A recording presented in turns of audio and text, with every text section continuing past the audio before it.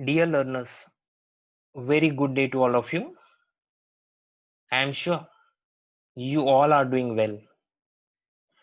Today we are going to cover a very important topic, that is theories of illusion chromatography, which is essence of core chromatographic techniques.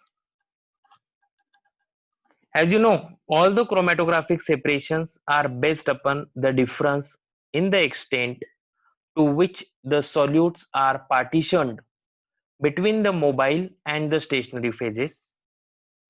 The equilibrium involved between the concentration of a solute in the stationary phase and the mobile phase can be described quantitatively by means of a temperature dependent constant that is called as partition coefficient.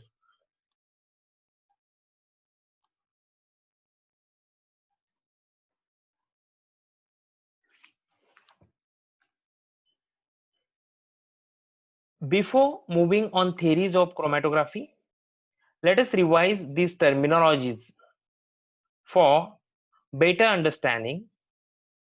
As we are aware, planar chromatographic techniques, so it's easy for all of us to carry fundamentals, whatever we have learned, and apply over here to get maximum outcome of today's topic. As you know, chromatograph, that is an instrument employed for a chromatography. Stationary phase, that stays in place inside the column, can be a particular solid or a gel-based packing in liquid chromatography, or a highly viscous liquid coated on the inside of the column, that is gas chromatography.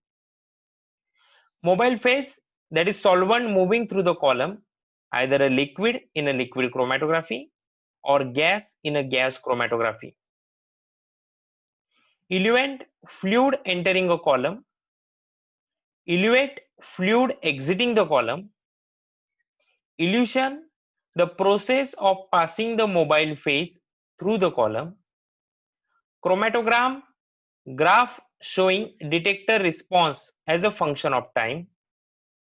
And flow rate, how much mobile phase passed per minute, that is ml per minute. Linear velocity, distance passed by mobile phase per 1 minute in the column, that is called as a linear velocity.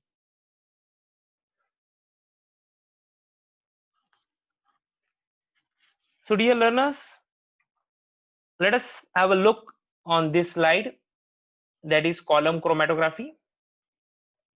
In column chromatography, a glass column or a burette is filled with a suitable stationary phase. A mixture to be isolated is dissolved in the mobile phase and is introduced carefully on the top of the stationary phase. As you are observing in a figure, under the force of gravity, this sample solution passes down the stationary phase. In this portion of the stationary phase, the compounds to be separated interact with the fresh surface of the stationary phase. The compounds in the mixture distribute themselves between two phases. Thus, the compounds are present on the stationary phase as well as in the mobile phase. When the additional mobile phase is allowed to pass through the stationary phase, it forces the mobile phase containing a part of the sample down the column, where the mobile phase encounters the fresh portion of the stationary phase. The compounds are adsorbed on the fresh stationary phase. Simultaneously, the compounds adsorbed on the stationary phase in the previous zone of the column encounter the fresh mobile phase. In this portion, the compounds are again desorbed from the stationary phase into the mobile phase. The continued addition of the mobile phase helps in the stepwise movement of the solute molecules down the column in a continuous series of transitions. The movement of a solute down the column is mainly because of the movement of the mobile phase.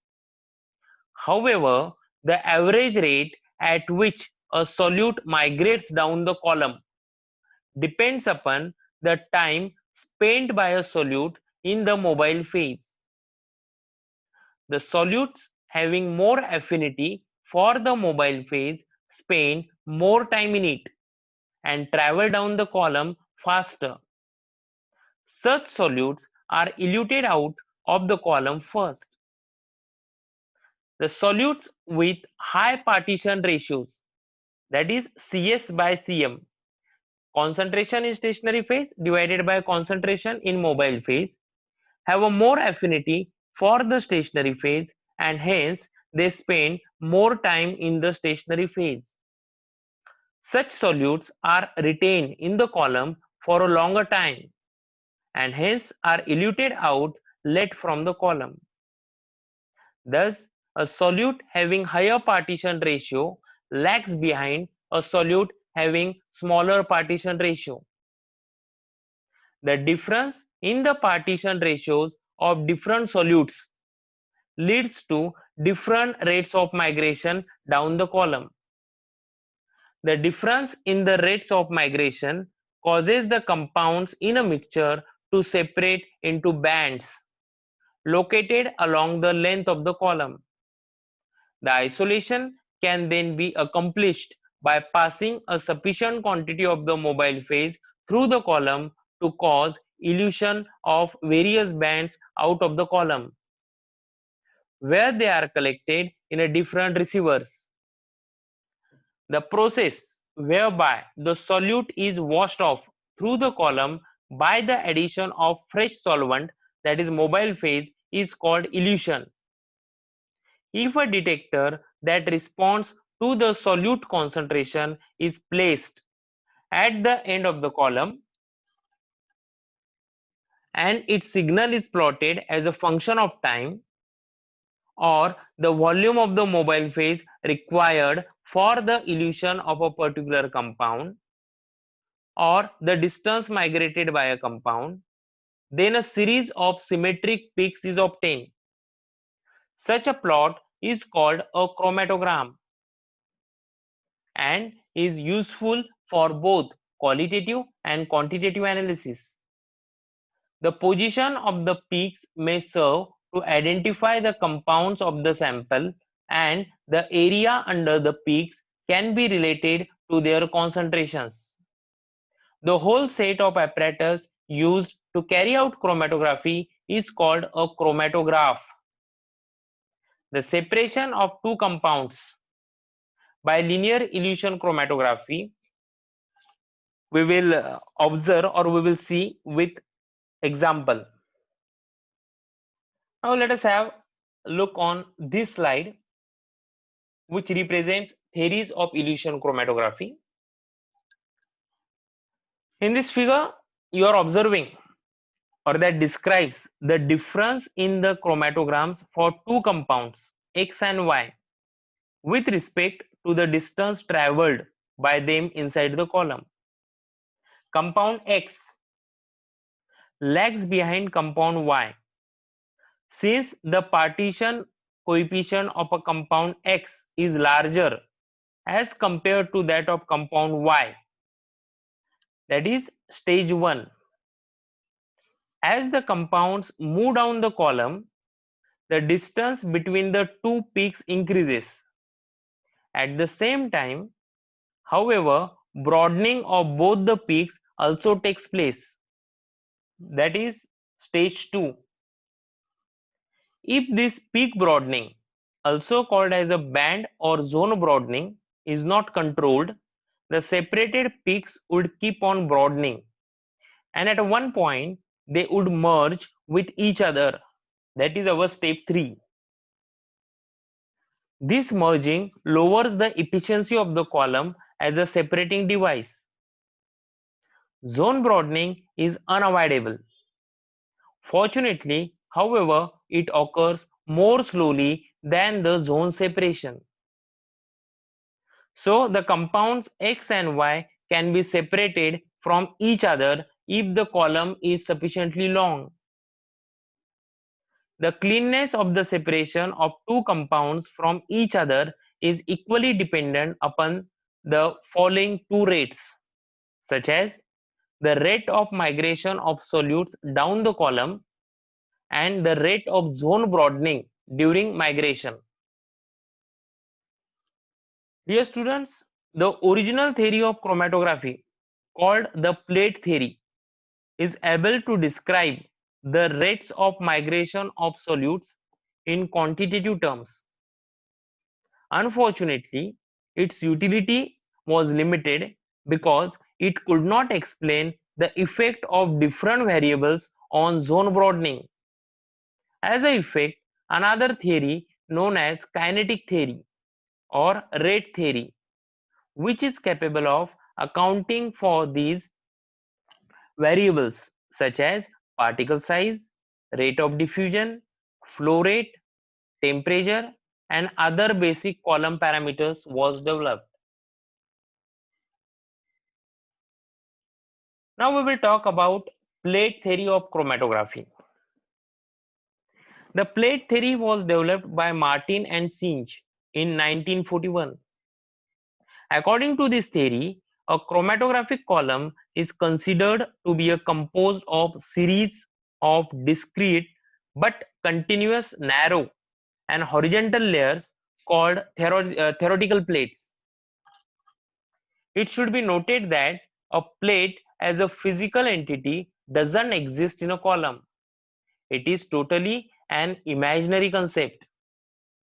At each plate, equilibrium of the solute between the mobile phase and the stationary phase is assumed to take place.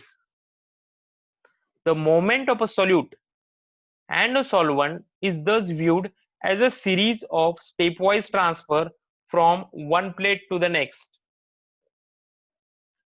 The efficiency of chromatographic column as a separation device improves as the number of theoretical plates in the column is increased. Theoretical plates are represented with a symbol N for our understanding.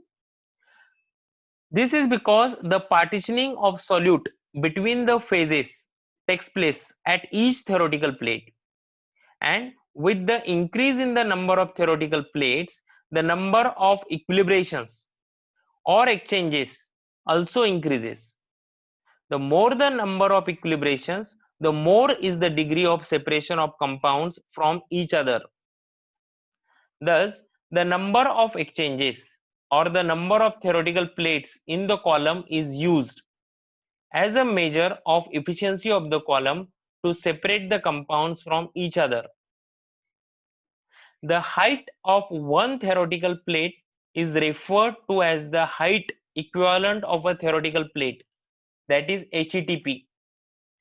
For example, in this diagram you are observing, that is column A and column B. Here 1 to 15, these are the theoretical plates, and here 1 to 20 are the theoretical plates. So here H is equal to 5 mm, means height of this one plate we are considering as a 5 mm. So this is height equivalent to theoretical plate, isn't it? So this is a case study. We will see in what way this concept gets applied over here. So now you got a concept of HETP and theoretical plate. For example, in this figure, if the height of one plate is less, then more number of plates can be accommodated in the same space of the column as compared to when the plate height is more. Thus, by reducing the HETP value, more number of exchanges and therefore a clear separation of the compounds can be achieved. Hence, height equivalent to theoretical plate value, that is HETP value, is also used as the measure of column efficiency. So student, just concentrate over here on a point, column efficiency. The relation between the total number of plates, that is value of N, in the column and the HETP, that is H value, is mathematically given by equation this: N is equal to L by H, where L is the length of the column packing, the total number of plates, that is N, and the plate height, that is a H or HETP value, should be viewed as a criteria for the column efficiency. The increase in the number of plates, that is N, or a decrease in the number of plate height or decrease in the plate height results in the increase in the efficiency of the column to separate compounds from each other. However, HETP value is the preferred parameter for expressing the column efficiency, since it allows comparison of columns of different length. As HETP value reduces, the number of equilibrations that occur in a given length of the column gets increases. And as shown in a figure, a longer column, that is B, having 15 centimeter, has a higher HETP value, that is H is equal to 10 mm, because it is not packed properly. Hence, the number of equilibrations taking place in this longer column is 15. A shorter column, that is A, of 10 centimeter, has a smaller HETP value, H is equal to 5 mm, because it is packed properly or uniformly. Hence, the number of equilibration taking place in the shorter column is more, that is 20. Thus, though column A is a shorter, the number of exchanges taking place in it is more than the number of exchanges that takes place in a longer column B. Hence, without increasing the column length, more exchanges or a better separation can be achieved if the value of H is controlled properly. This can be achieved by selecting the stationary phase of uniform particle size and also by packing the column uniformly so as to reduce the gaps between the particles. A good contact of the particles of the stationary phase avoids large intermolecular gaps and allow the mobile phase to remain close to the stationary phase. This facilitates an easy exchange of a solute from one phase to the other, thereby increasing the number of exchanges of the solute over a shorter length of the column. This increases efficiency of the column for separating solutes from each other. In case of large intermolecular gaps, a solute takes more time to reach from the mobile phase to the stationary phase, thereby reducing the efficiency of an exchange of a solute from one phase to the other. Hence, a longer column is required for the clear separation of solutes from each other in this case. Both the parameters, that is H and N, height equivalent to theoretical plate and number of theoretical plates, are still retained as the efficiency parameters in the rate theory. The increase in the number of plates by increasing the length of the stationary phase in the column increases the time of elution of compounds and subsequently the time of isolation of compounds. Hence, the decrease in the value of H leading to an increase in a number of plates without increasing the length of column is a better solution to increase the column efficiency. This avoids unnecessary increase in the elution time of compounds of a mixture. High performance columns have a plate heights around 0.03 to 1 mm.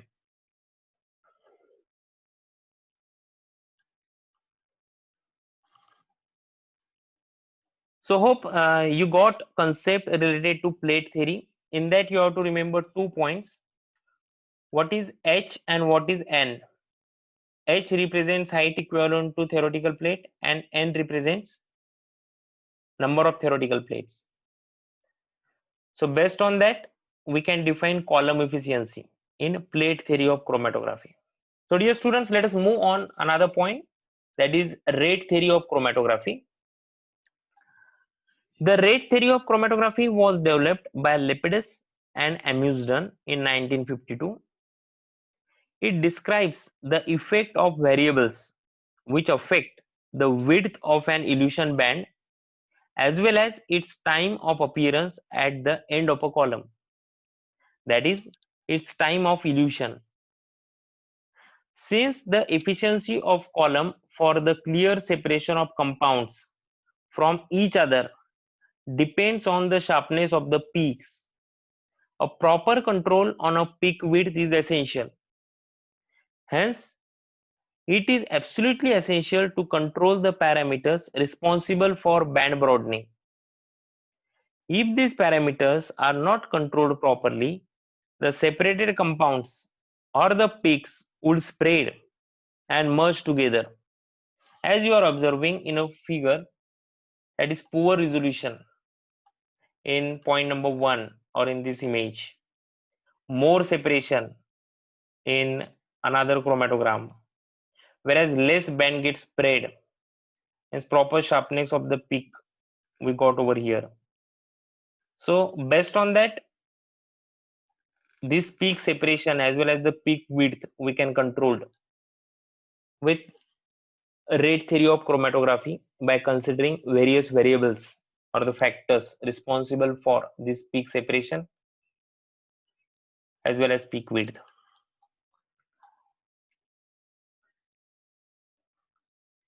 So important parameters in chromatography are column resolution, column selectivity, column efficiency, and capacity factor. So we will see one by one. First of all, we will talk about column resolution. The extent to which the peaks are separated from each other is termed as resolution of peaks. The capacity of a column to separate two or more compounds from their mixture is called the resolving power of that column. The resolution, that is RS, between the two compounds X and Y is given in an equation, that is RS is equal to Tr2 minus Tr1, that is retention time minus retention time of a first compound, divided by W2 plus W1 divided by 2. So they are considered as a 2 delta T divided by W2 plus W1. Whereas retention time is nothing but the time at which solute get eluted on a column. In this equation, Tr2 and Tr1 are the retention times of the compounds Y and X respectively, measured from the injection to the peak maximum, and W2 and W1 are their peak widths in a units of time measured at the base. For two close peaks, if W1 is equal to W2 is equal to W, then W1 plus W2 is equal to 2W. Thus, the resolution RS can be expressed quantitatively by this equation, that is RS is equal to 2 delta T divided by 2W is nothing but delta T divided by W. Whereas delta T depends on column selectivity and this W depends on column efficiency.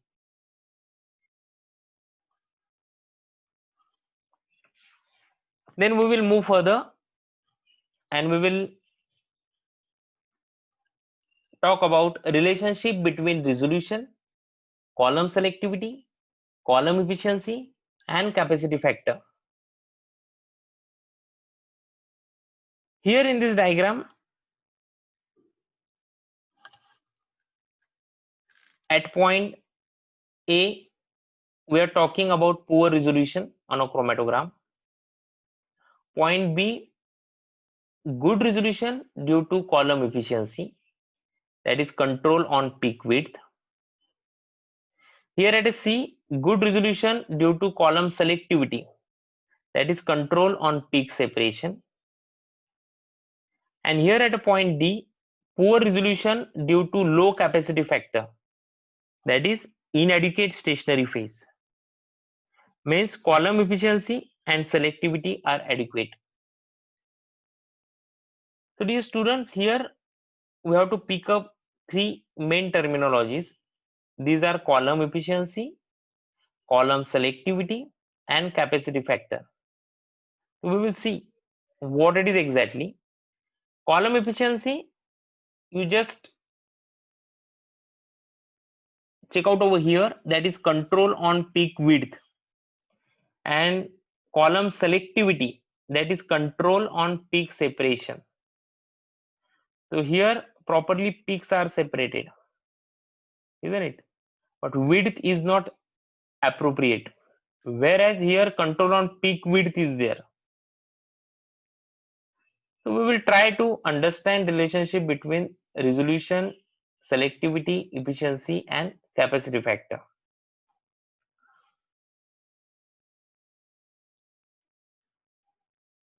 Resolution of peaks from each other depends upon three factors. The first factor is the distance, that is delta t, between the peak maxima, that is zone separation or peak separation. Since the difference between the retention times, that is TR2 and TR1, is decided by the nature of the stationary and the mobile phase, the first factor, that is peak separation, is a function of column selectivity. Second factor, the narrowness of the peaks or the zone width, that is W.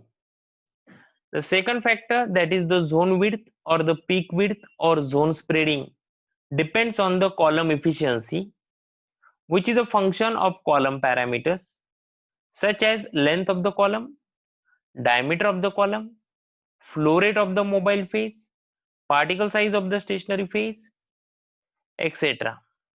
An efficient column doesn't allow zones to spread. Third factor, that is the relative amount of the stationary and the mobile phase. The elution time of a particular compound, that is the time taken by that compound to come out of the column, is determined by the relative amounts of the stationary and the mobile phases, and the effective utilization of the stationary phase, that is the capacity factor. The capacity factor provides the information about the capacity of the stationary phase to accommodate a particular compound on it. Poor resolution results when the compounds on the stationary phase elute close to each other. In order to have a good resolution of compounds, the values of parameters, that is column selectivity, column efficiency, and capacity factor, need to be adjusted. The information about the parameter to be adjusted to achieve good resolution is obtained from the nature of the chromatogram recorded after injecting the sample into the column for the first time. So dear students, just try to understand column efficiency and zone spreading. The column efficiency is expressed quantitatively by a number of theoretical plates, that is n, and is represented by equation over here, that is n is equal to Tr divided by sigma square. The parameters W, Tr, and sigma are indicated in this particular figure, that is concentration versus retention time. So this is a width of peak, this is the Tr retention time, and this is a sigma part, where sigma is the peak standard deviation and 4 sigma is equal to width of peak. So another equation is obtained by substituting the value of sigma, that is 4W, in this equation, and we will get n is equal to 16 into TR divided by W square. Basically, this equation n is equal to 16 into TR divided by W square compares the width of the peak to the length of a time, that is the TR, for which the component is retained in the column, isn't it? So this is a column efficiency and zone spreading. Then another important parameter, that is factors responsible for zone spreading in chromatography. This is a very important point. It is now established that the column zone spreading originates from three main sources: multiple paths, that is AD diffusion; molecular diffusion, that is longitudinal diffusion; and third point, mass transfer under non-equilibrium conditions. A number of equations have been developed that relate the efficiency of chromatographic column to the extent to which these three processes occurs. The earliest and the simplest of these, which is known as the Van Dimter equation, was derived for gas liquid chromatography. It provides an approximate relationship between the flow rate, that is mu, and the plate height, that is h, and given by equation h is equal to a plus b by mu plus c mu, that is called as Van Dimter equation for plate height, where factor A associated with the AD diffusion, factor B is associated with longitudinal diffusion, and factor C is associated with the mass transfer under non-equilibrium conditions. If the magnitudes of A, B by mu or C mu are large, the value of H is also high, and hence the column efficiency is low. So dear learners, we will try to find out these individual factors and how will you overcome, so that we are getting proper peaks on a chromatogram with a proper control on a width as well as proper control on peak separation. So let us have a look on this diagram. On a first point, multiple paths or AD diffusion. So here in this diagram, that is flow of mobile phase involving no AD diffusion. This is the first diagram. We will try to see why there is a no AD diffusion.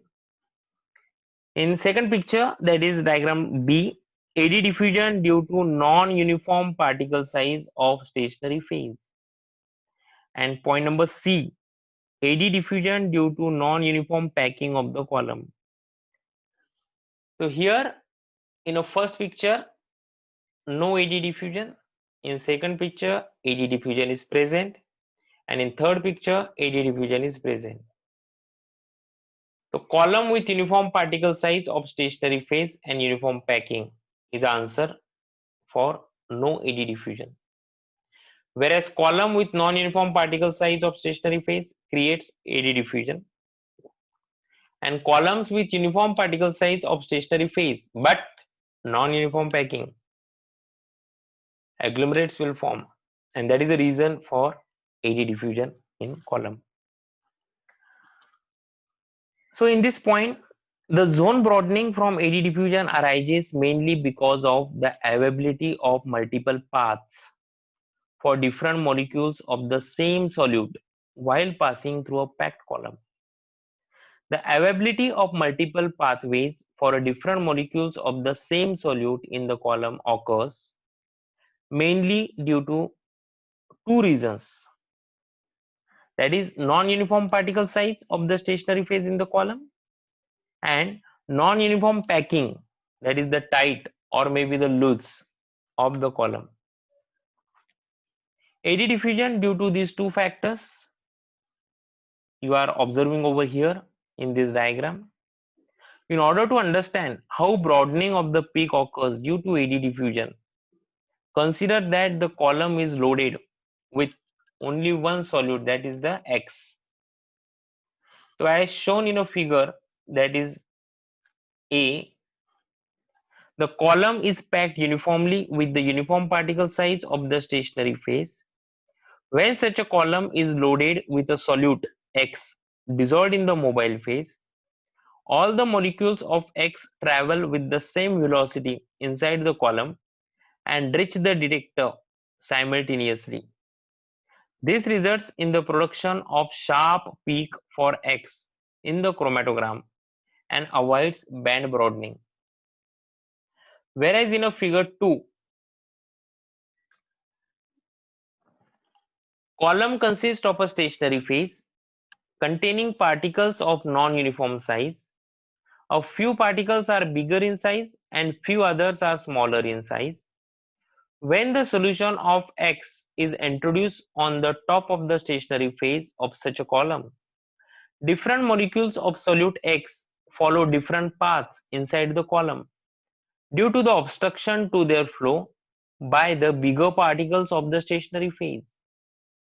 The molecules which come across the bigger particles of the stationary phase have to change their linear path in order to flow down the column. The molecules which do not come across the bigger particles in their path move down the column without undergoing eddy diffusion. The molecules undergoing eddy diffusion have to travel little longer distance in changing their linear path, whereas the molecules which do not undergo eddy diffusion travel comparatively a shorter distance in the column in order to reach the other end of the column. Since the lengths of these pathways differ, the residence time in the column for different molecules of the same species also varies. The solute molecules then reach the end of the column over a wider time interval that tends to broaden the elution band. Because of the hindrances provided by the bigger particles of the stationary phase to the flow of certain molecules of solute X, their velocity through a column is reduced as compared to the velocity of the particles that do not come across the bigger particles in their path. Thus, some molecules travel more rapidly by following open pathways, that is channeling, while the others diffuse into the restricted areas, that is eddy diffusion, and lag behind. The average velocity of all the particles of a solute X determines their retention time, but the differing velocities, that is, the velocities of the individual particles of solute X decide the extent of band broadening. The same phenomena occurs when the molecules of X travel through a column containing uniform particle size of the stationary phase, but which is not packed uniformly, as you are observing in picture C. The agglomerates can be seen in some parts of the column when the stationary phase is packed very tightly. Similarly, a loose packing of the stationary phase leaves gaps or voids in the column. The molecules of X moving through a part of the column where the stationary phase is their flow. Hence, they come down the column faster and reach the detector, kept at the other end of the column, earlier than the other molecules, thereby producing an early signal in the chromatogram. The molecules of X moving through a part of the column where the stationary phase is tightly packed experience hindrance to their flow due to the presence of an agglomerate in their path. The particles coming in the path of an agglomerate undergo eddy diffusion. Hence, these particles of solute X come down the column at a slower rate compared to the molecules which pass through a loosely packed part of the column and reach the detector quite late. These molecules produce signal later than the produced by the molecules reaching the detector earlier. Since all the molecules of solute X do not elute out at the same time, they do not get recorded at the same time in the chromatogram, and therefore they do not produce a sharp peak. Instead, they get eluted out over a longer time period and therefore produce a broad peak. This band broadening due to eddy diffusion is represented by the quantity A in a Van Diemen's equation. The factor A describes the effect of eddy diffusion on column efficiency and can be related to the particle size and geometry of the stationary phase, and also to the tightness of the packing of the stationary phase.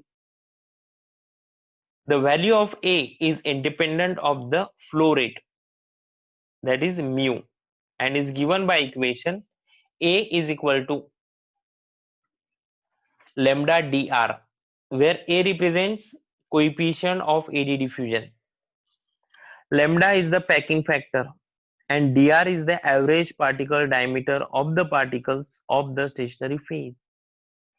The value of the packing factor, that is this lambda, depends on the range of the particle size in the stationary phase and also on how the column is packed. The value of lambda should be low to keep the value of H small, that is to get higher column efficiency. For a narrow range of particles with 20 to 40 mesh size, lambda is equal to 1. For a broad range of particles with 200 to 400 size, lambda is equal to 8. Thus, the value of lambda is more for the bigger particles and the particles lying in a broad range of sizes. Band broadening due to eddy diffusion is minimized by the careful packing of a column with a small spherical particles, that is dr, possessing a limited range of sizes. The care should be taken particularly to avoid the open channels or the formation of agglomerates in the stationary phase.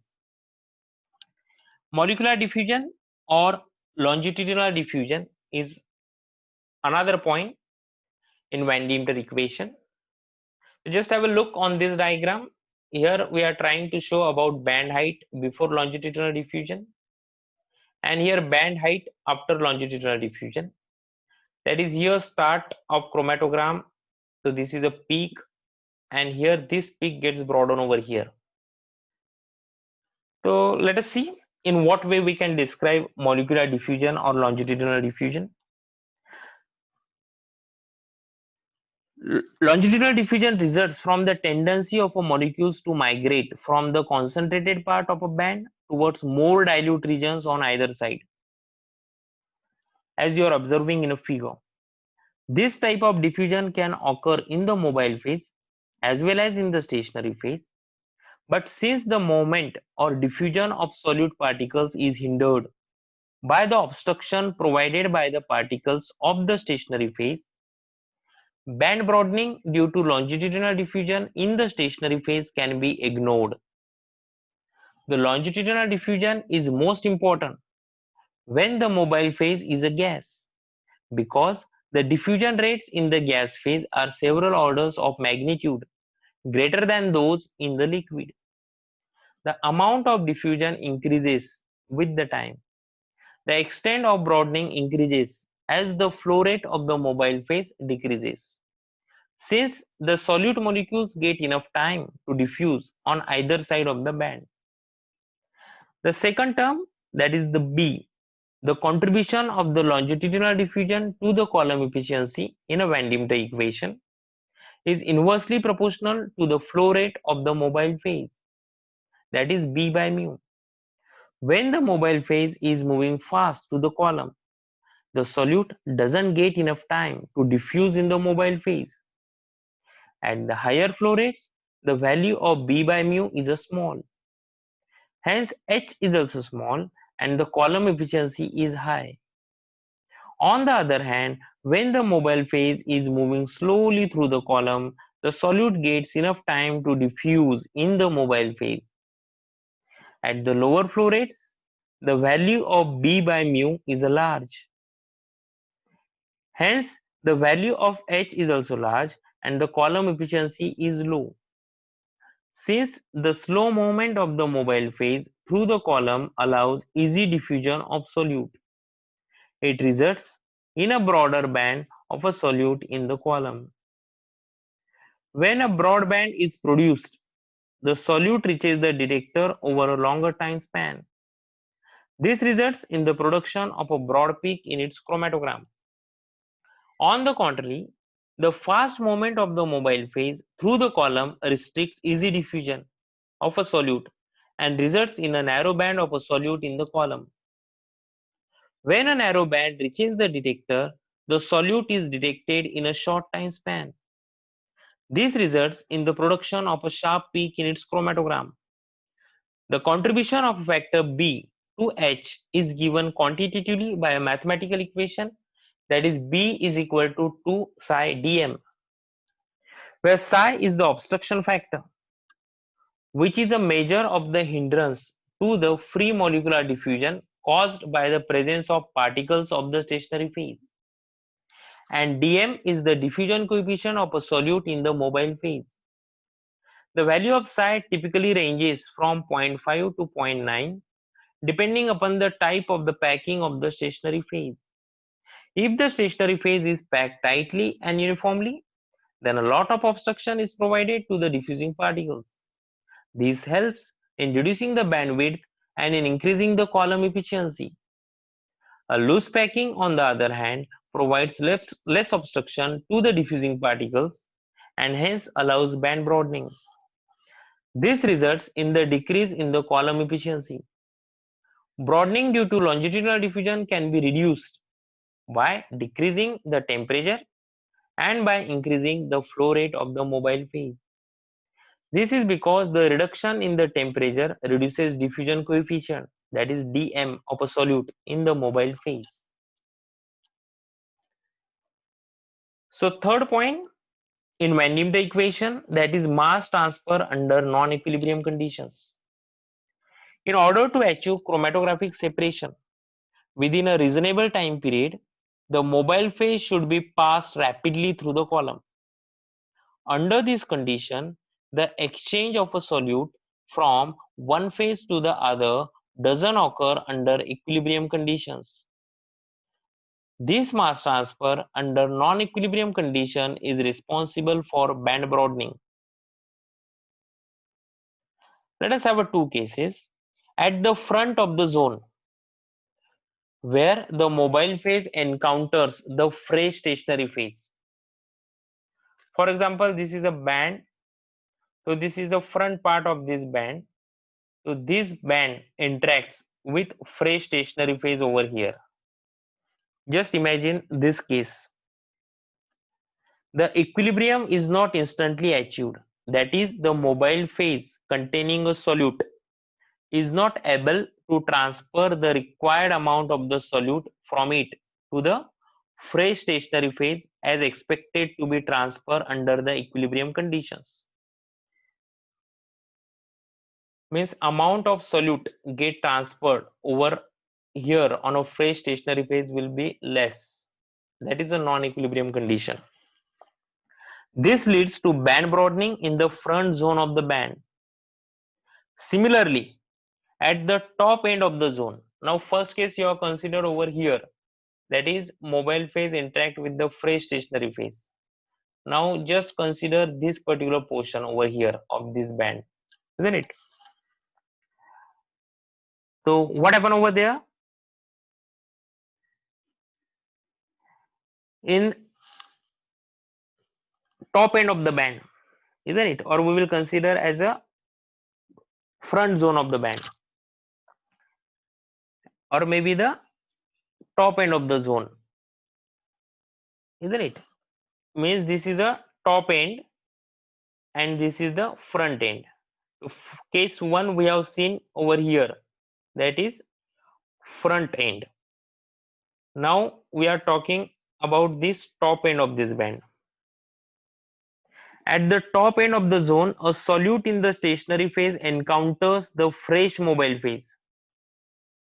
Again, the transfer of a solute from the stationary phase into the mobile phase is not instantaneous, and hence the required quantity of solute as expected to be dissolved from the stationary phase under equilibrium condition is not dissolved from it into the mobile phase, and hence the residual solute remains at the top end of the zone, which causes band broadening at the top end of the band, and thus the tail of the zone is more drawn out on either side of the band than it would be if time existed for equilibrium to occur.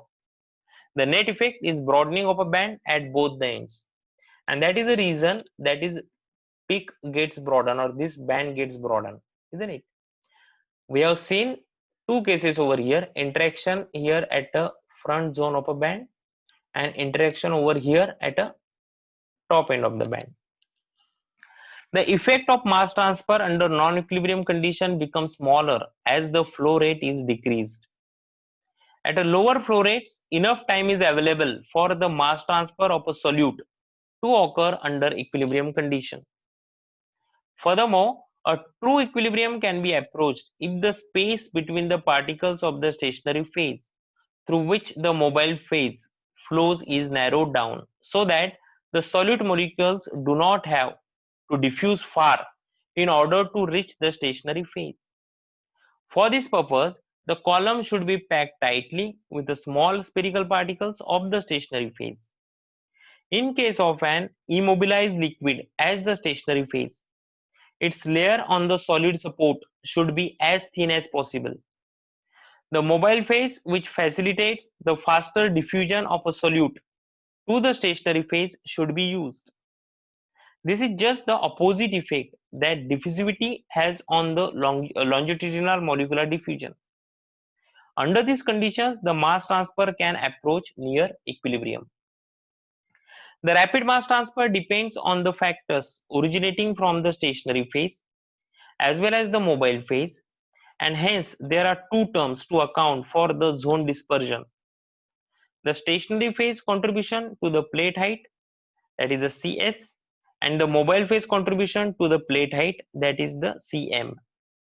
The term C in Van Demeter equation is therefore the sum of Cs and Cm, the stationary phase contribution to the plate height h due to the mass transfer under non-equilibrium condition is given by equation. This Cs is equal to Qr d square divided by ds,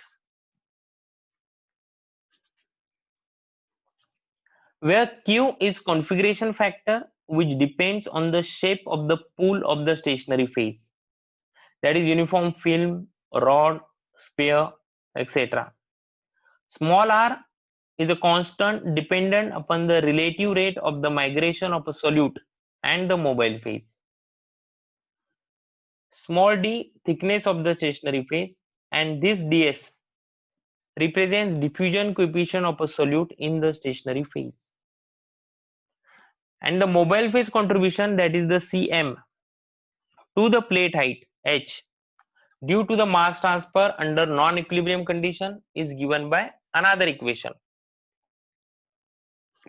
which is that Cm is equal to omega dr square divided by dm, where omega represents column coefficient determined by the packing structure, column diameter, and column shape. Dr, diameter of the stationary phase particle, and dm is a diffusion coefficient of a solute in the mobile phase. So dear students, in Van Demeter equation, H is equal to A plus B by mu plus C mu.